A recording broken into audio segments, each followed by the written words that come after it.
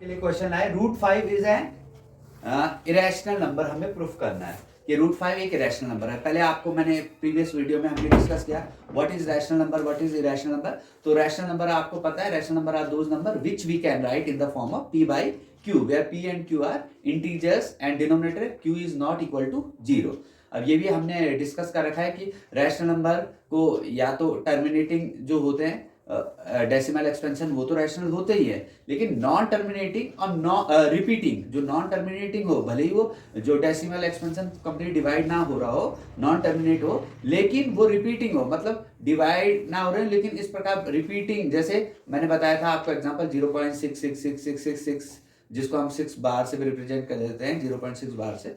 तो इस टाइप के जो भले ही नॉन टर्मिनेटिंग हो बट रिपीटिंग हो, तो that number also rational number. Irrational कौन से होते हैं? जो नॉन टर्मिनेटिंग, ना तो पूरी तरह उनका डेसिमल एक्सपेंशन डिवाइड हो रहा, और नॉन रिपीटिंग, ना तो वो रिपीट हो रहे हैं, तो those numbers are irrational number. तो हम सिंपल सा क्वेश्चन लेके चले, this is very important question for your examination purpose and also very important question. Root 5 is an irrational number. तो देखिए, इसको मेथड ऑफ कॉन्ट्राडिक्शन से हम सॉल्व करते हैं। What is method of contradiction? मतलब हम इसकी उल्टी बात को प्रूफ कर देंगे, तो ये मान के चलेंगे, फिर कॉन्ट्राडिक्ट कर देंगे उस फैक्ट को, तो ये method of contradiction. Method contradiction का आपको मतलब पता ही चल रहा होगा। तो इसका कॉन्ट्राडिक्शन के लिए हम क्या करें, हमें इरेशनल प्रूफ करना है, तो हमने इसको मान लिया let root 5 is a rational number. हमने इसको इरेशनल प्रूफ करना था, तो लेकिन इसका हमने इसको उल्टा मान लिया, रैशनल नंबर मान लिया। अब आपको पता है रैशनल नंबर है, तो we can write in the form of p by q। एक बात ध्यान रखेंगे, where p and q are को प्राइम, ये ध्यान रखिए। को प्राइम मतलब p और q का कोई भी कॉमन फैक्टर नहीं है, वन एक्सेप्ट वन इन दोनों का, वन तो सभी का फैक्टर होता ही है। तो where p and q are को prime integers and q is not equal to 0। तो को प्राइम, देखिए को प्राइम बहुत इंपॉर्टेंट है इस क्वेश्चन में, क्योंकि को प्राइम से ही हम इसको कॉन्ट्राडिक्शन को प्रूफ कर पाएंगे। p एंड q आर को prime integers and q is not equal to 0। अब देखिए, इसका हमने क्रॉस मल्टीप्लाई कर दिया, तो ये हो गया p equal to root 5q। Okay, अब इसको इक्वेशन 1 ले लीजिए। अब कर दीजिए squaring both side, squaring both side, दोनों साइड का हम स्क्वायर करेंगे, तो ये हो जाएगा p square is equal to 5q square. अब देखिए p square equal to 5q square है, इसका मतलब क्या है? इसका मतलब क्या है? p square is divisible bye, इसका मतलब सिंपल यही है, p square is divisible by 5। ठीक है, और अगर p square is divisible by 5 है, तो p is therefore p is also divisible by 5। देखिए ना, 25 इसको सिंपल समझ सकते हैं, 25 इंटू 5 इंटू 5, 25 5 से डिविजिबल है, तो 25 का रूट 5 भी 5 से डिविजिबल होगा। p square is divisible by 5, therefore p is also divisible by 5। तो we can write it as, अगर p 5 से डिविजिबल है तो p को क्या लिख सकते हैं हम? 5k लिख सकते हैं ना, p को 5k, मतलब 5 से डिविजिबल है तो 5k लिख सकते हैं। अब इसको इक्वेशन 2 मान लिया। अब इक्वेशन 2 से p इक्वल टू 5k को इक्वेशन 1 में रख दिया, तो from equation 2 to equation 1, equation 2 को इक्वेशन 1 में रख दिया, तो इधर हम इसको सॉल्व कर देते हैं, ये यहां कर लेते हैं। देखिए p 5k को इसमें रख दिया 1 में, तो ये हो गया 5k का square equal to 5q square, तो ये हो गया 25k square is equal to 5q square. तो आप देखिए q स्क्वायर क्या आ गया, 5 आ गया 5k स्क्वायर। तो जैसा स्टेटमेंट हमने यहाँ लिखा था कि q square equal to 5k square, तो इसका मतलब q स्क्वायर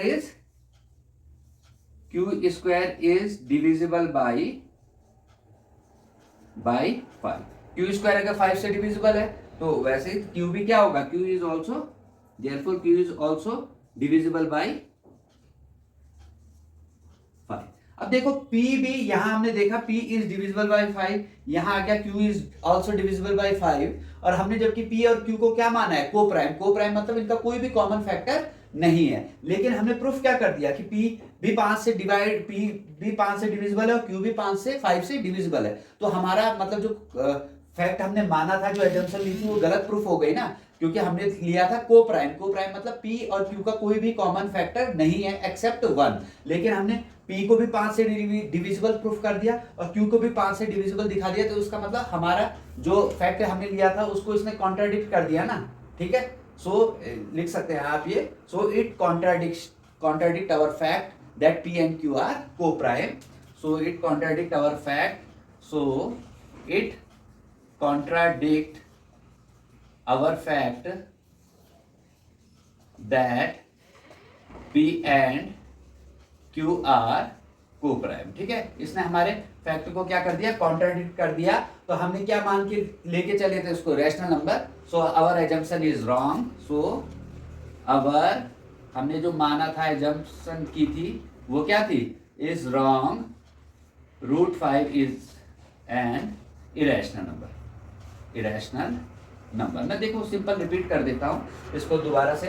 √5 को इरेशनल लाना है तो हमने एज्यूम किया कि √5 क्या है, एक रैशनल नंबर है। तो रैशनल नंबर है तो इसको P बाई Q की फॉर्म में लिखा जा सकता है, जहां Q नॉट इक्वल टू 0 और P एंड Q क्या है, को प्राइम इंटीजर। को प्राइम मतलब क्या होता है, जिसके कोई भी कॉमन फैक्टर ना हो एक्सेप्ट 1। ओके, अब हमने लिखा क्रॉस मल्टीप्लाई कर दिया, P इक्वल टू हो गया √5Q, P इक्वल टू क्या हो गया, √5Q। अब स्क्वायरिंग बोथ साइड की, तो P square equal to 5Q square हो गया। तो P square equal to 5Q square का मतलब क्या है कि P square is divisible by 5। क्या मतलब है, P square is divisible by 5। और अगर P स्क्वायर डिविजिबल बाई 5 है तो P is also divisible by 5। तो मतलब P का एक फैक्टर क्या आ गया, 5। उसी को अब हम P का अगर 5 एक फैक्टर है तो P को 5K लिख सकते हैं, क्योंकि हमें ये तो नहीं पता ना एग्जैक्ट क्या है, तो 5K लिख दिया। ठीक है, K जहां कोई क्या है, इंटीजर है। तो P5 के इक्वेशन 2 से इक्वेशन इसमें सब्स्टिट्यूट कर दिया, P square equal to 5Q square में। तो देखो P है 5K का square equal to 5Q square, तो 25K square equal to 5Q square, तो वैसे ही आ गया Q square equal to 5K square. अब सिमिलर वैसे ही लिख सकते हैं कि Q square is divisible by 5, तो Q is also divisible by 5। यहाँ P 5 से डिविजिबल आ गया था, यहाँ Q भी 5 से डिविजिबल आ गया। तो जो हमारा एजम्पशन था जिसमें हमने क्या माना था, P एंड Q आर को प्राइम, मतलब P और Q का कोई कॉमन फैक्टर नहीं है एक्सेप्ट 1। लेकिन हमारी बात गलत प्रूफ हो गई ना, क्योंकि P का भी 5 फैक्टर आ गया, Q का भी 5 क्या आ गया, फैक्टर आ गया। इसका मतलब हमारी बात गलत थी ना, हमने तो उनको को प्राइम माना था, लेकिन यहाँ तो कॉमन फैक्टर 5 आ गया। इसका मतलब so it contradict our fact, ये हमारे फैक्ट को कॉन्ट्राडिक्ट करता है that P and Q are को प्राइम। ठीक है, so our assumption is wrong. हमारा एजम्पशन क्या था कि हमने इसको रैशनल माना था, that is wrong and √5 is an irrational number. तो I hope you like this video, and if you like this video please subscribe the channel and share to your friends, because ये बहुत important question हम करा रहे हैं और बहुत समझने वाले। ये मतलब हर समय आपको अगर मैथमेटिक्स समझनी है तो these are the basic